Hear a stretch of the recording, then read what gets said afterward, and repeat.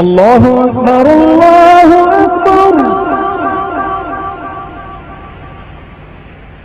اللہ. بسم اللہ الرحمن الرحیم والصلاة والسلام علی خاتم النبیین. ان خیر الحدیث کتاب اللہ وخیر الہدی ہدی محمد صلی اللہ علیہ وسلم وشر الامور محدثاتها وکل محدثۃ بدعۃ وکل بدعۃ ضلالہ وکل ضلالۃ فی النار. آج جو میرا موضوع ہے وہ آسمان کے بارے میں ہے. اب آپ یہ پوچھیں گے آسمان کے بارے میں کیا ہے، تو آج سے تقریباً 100 سال پہلے یہ بڑا مسئلہ تھا، کیونکہ سائنس نئی نئی ترقی کر رہی تھی.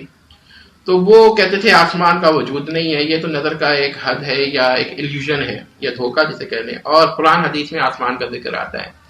تو سر سید احمد خان وغیرہ نے یہ کیا کہ آسمان کا معنی فوقنا لے لیا، یعنی ہم سے اوپر.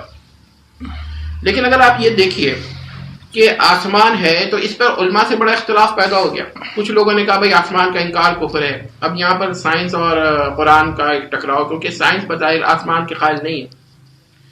لیکن ایک بات یاد رکھیے کہ بعد میں علماء نے اور مولانا شریف تھانی صاحب نے اس میں یہ ایک دو جگہ اس کا بڑا اچھی بحثیں کی ہیں کہ دیکھیے آسمان جو ہے یہ تو ایک حقیقت ہے، ایک وجود ہے، ایک موجود ہے، ایک شے ہے. لیکن آسمان کے لیے ہم نہیں کہہ سکتے کہ جو ہمیں آسمان اوپر نظر آ رہا ہے یہی وہ آسمان ہے. تو یہ تو نظر کا دھوکہ ہو سکتا ہے، لیکن آسمان جو ہے حقیقت میں یہ ایک وجود رکھتا ہے، جیسے عرش، کرسی اور اسی طرح. تو اب آپ مجھ سے پوچھیں گے کہ بھئی آسمان کو کیا کہنا چاہیے، تو انگریزی میں بھی یہ مسئلہ پیدا ہوا ہے، اور ببلیکل ٹرانسلیشنز جو مختلف کتب میں ہوئی ہیں انگلش میں زبان میں، وہاں بھی یہ مسئلہ پیدا ہوا ہے. تو انہوں نے اس کا حل یہ نکالا ہے کہ جو قرآن میں یا سیکریٹ بکس جیسے ان کے وہاں بائبل ہمارے قرآن ہے یا احادیث ہیں، تو وہاں اس کا ترجمہ ہیون کرتے ہیں. ہمارے وہاں یہ مسکانسیپٹ پایا جاتا ہے، یا شاید اس کا کوئی معنی ہو، ہیون کا مطلب جنت یعنی پیراڈائز نہیں، ہیون کا مطلب ہے سماوی. یہی وجہ ہے کہ ہم چاند سورج کو ایسٹرونومی میں ہیونلی باڈیز بھی کہہ دیتے ہیں، یا سیاروں کو یا ستاروں کو. تو یاد رکھیے گا کہ ہیونس اور چیز ہے اور اسکائز اور چیز ہے. تو اسکائی تو ٹرم جو ہے یہ منتخب ہو گئی ہے یہ اس ایلیوژن کے لیے جو ہمیں نظر آتا ہے انگلش میں، اور جو ہیون ہے یہ اس آسمان کے لیے ہے جو کتب میں سماویہ میں پائی جاتی ہیں، مثلا قرآن شریف یا احادیث کی کتب میں، یا بخاری اور مسلم. کیونکہ یہ بخاری اور مسلم کو میں اس لیے ذکر کر دیا کہ یہ بھی وحی غیر مطلوع ہے. اب یہاں پر یہ بات یاد رکھیے کہ اصل میں یہ جو یونیورس ہے ہماری، یہ جو کائنات ہے یہ محدود ہے، یہ لامحدود نہیں ہے. جب یہ محدود ہے تو اس کی باؤنڈریز بھی ہوں گی. اس کی جو باؤنڈری ہے جہاں پر یہ کائنات ختم ہوتی ہے ہمارے حساب سے وہی آسمان ہے، یعنی ہیون ہے. اس کے بعد ایک اور یونیورس پیدا ہو جاتی ہے، مطلب شروع ہوتی ہے اور وہ کہیں ختم ہوتی ہے. تو آسمان کے بارے میں ذرا غور کیجئے گا کہ یہ صرف اوپر نہیں ہے، یہ محیط ہے، یعنی یہ آسمان یا یہ پوری کائنات جو ہے اس کے اوپر ایک باؤنڈری آئے گی.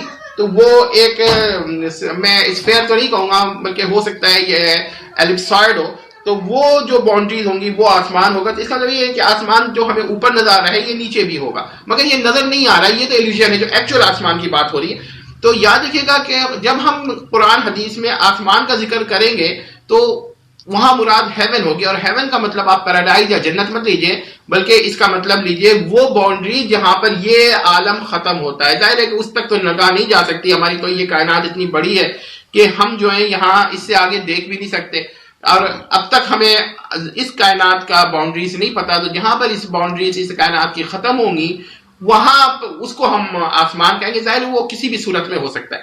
اس کے اوپر ایک اور آسمان ہوگا تو وہ بھی اس طرح کا ہوگا، یعنی اس نے اس کو گھیرے بھی لیا ہوگا، یعنی کہ ایک بہت بڑا سائڈ یا بال سمجھ لیں، اسفیریکل بال سمجھ لیں، اس کے اندر ایک اور بال، اس کے اندر ایک اور بال. تو یہ سمجھ لیں کہ اس طرح کا ہمارا ہوگا. تو اس کے 7 آسمان ہیں، 7 آسمان کے بعد عرش ہے. اور فلاسفہ کہتے ہیں عرش کے اوپر نہ خلا ہے نہ ملا ہے، یعنی مکان ہی ختم ہو جاتا ہے. تو الرحمن علی العرش استویٰ کا ایک معنی یہ بھی لیا ہے کہ اللہ تعالیٰ لامکاں ہے. اچھا یہاں پر میں ایک دو باتیں اور بھی بتا دوں کہ کچھ لوگوں صوفیہ میں اور سلفیہ میں یہ بحث چلی ہوئی ہے کہ اللہ تعالیٰ عرش پر ہے، کہ ہر جگہ ہے، یہ ہر شے کی مائیت میں ہے. اصل میں مسئلہ یہ ہے. تو یاد رکھیے کہ اللہ کی جو صفات ہے نا، مائیت ہو یا استوا ہو، یہ صفات فعلیاں ہیں. تو اس کا تعلق، استوا کا تعلق عرش سے ہے، اللہ عرش پہ مستوی ہے. اور صوفیہ جو کہتے ہیں کہ ہر شے، یہ مائیت کا مطلب، اس کا یہ مطلب نہیں ہے کہ ہر شے میں داخل ہے، کیونکہ قدیم کا حادث میں داخل ہونا محال عقلی ہے. تو یہاں پر یہ میں نے آپ کو بات بتا دیا تو یہ بات نوٹ کر لیں، جب آپ قرآن شریف پڑھیں تو اس میں جب سما کا لفظ آئے تو آپ یہ سمجھ لیں کہ یہ وہ باؤنڈری ہے جو اس کائنات کی الٹیمیٹ باؤنڈری ہے، اس کے بیونڈ یہ کائنات ختم ہو جاتی ہے اور ایک اور کائنات شروع ہو جاتی ہے. لیکن وہ کس طرح کا قصہ ہے؟ یہ بال ایک سمجھ لیں، ایک بہت بڑا بال ہے، اس کے اوپر ایک اور بال ہے، اس کے اوپر ایک اور بال ہے، تو آپ کو سمجھ میں آئے گا کہ ایک بال کے اندر ایک اور بال ہے، اس بال کے اندر یہ جو لاسٹ بال ہے وہ ہمارے اس کے اندر جو کچھ ہے وہ ہمارا یہ یونیورس ہے. یہ یونیورس اتنا بڑا ہے کہ ہم آگے نہیں جا سکتے.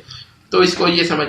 دوسری بات یہ کہ میرے جو دین و دنیا فورم میں لیکچرز ہوئے، اس میں ہم نے بڑے مختلف ٹاپکس کور کیے، بہت کچھ دنیاوی ٹاپک جسے ہم سیکولر کہہ سکتے ہیں، اور کچھ دینی ٹاپک جیسے سیکولر یعنی کہ دینی اور دنیاوی. تو دنیاوی سیکولر کا مطلب دنیاوی معنوں میں لیں، نہ کہ کوئی اور معنی. تو بڑے ٹاپکس کور کیے، اس میں سے کیا کہتے ہیں بعض لوگوں کو بہت پسند آئے اور بعض لوگوں کو ہو سکتا ہے کچھ برے بھی لگے ہوں. تو اس میں کوئی مسئلہ نہیں. میں یہ کہنا چاہ رہا تھا کہ آئندہ انشاءاللہ میرے الگ فورم کوئی بناؤں گا تو اس پہ لیکچرز میرے الگ ریکارڈ ہوں گے. تو فی الحال یہاں تک کے لیے آپ لوگوں کے ساتھ جو محفل رہی ہے اچھی رہی ہے، اور میں نے اس پہ کیا کہتے ہیں اچھے سوالات ہوئے، اور ہم نے ایسے ٹاپکس کور کیے جس میں اکثر لوگ وہ ٹاپکس کور نہیں کرتے تھے. تو ان ٹاپکس کو ہم نے ٹچ کیا. کچھ حضرات پہ تنقیدات بھی ہوئی ہیں اور کچھ مسائل کو ہم نے اجاگر کر کے بیان کیا ہے. تو یہ ہمارا ایک اچھا ماحول رہا. انشاءاللہ کبھی موقع ملا تو اور کبھی آؤں گا، اور کبھی ادھر آیا تو ایز اے گیسٹ ہوگا. اچھا، اب اس کے بعد اگر کوسچن آنسر میرا سیشن کی بات کریں تو وہ بھی الوداعی ہی ہوگا. تو ہو سکتا ہے کہ اپلوڈ وہ پہلے کر دیں. تو آپ لوگوں میں سے ذاتی طور پہ اگر کسی سے کوئی غلطی میری ہو گئی ہے تو اس کی تو میں معافی مانگ سکتا ہوں. نظریاتی طور پہ میں نہیں مانگوں گا کوئی معافی، کیونکہ وہ میری نظریہ